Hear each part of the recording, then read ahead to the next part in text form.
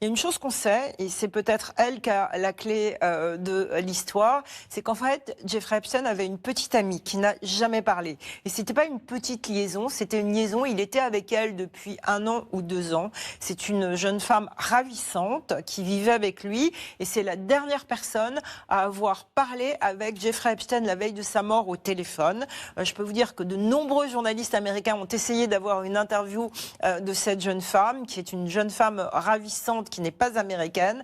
Elle n'a jamais parlé, mais elle a simplement affirmé à des gens à New York que Jeffrey Epstein était en pleine forme la veille de son suicide. Et on rappelle que dans cette histoire-là, il y a eu un autre suicidé en prison et qui s'appelle Jean-Luc Brunel, un Français, agent de mannequin, qui s'est pendu en 2022. Et il était associé à Epstein, il était pourvoyeur de jeunes filles pour Oui, Epstein. il dirigeait l'agence Karine Model dans les années 80.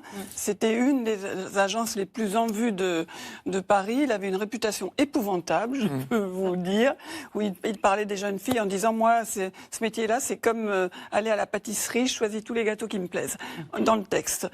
Et effectivement, il était associé avec Epstein, et quand vraiment les choses se sont gâtées pour Brunel en France, qu'il a été accusé de viol, il est parti aux États-Unis, il a créé une agence de mannequins, une agence de jeunes filles, disons, avec l'aide d'Epstein.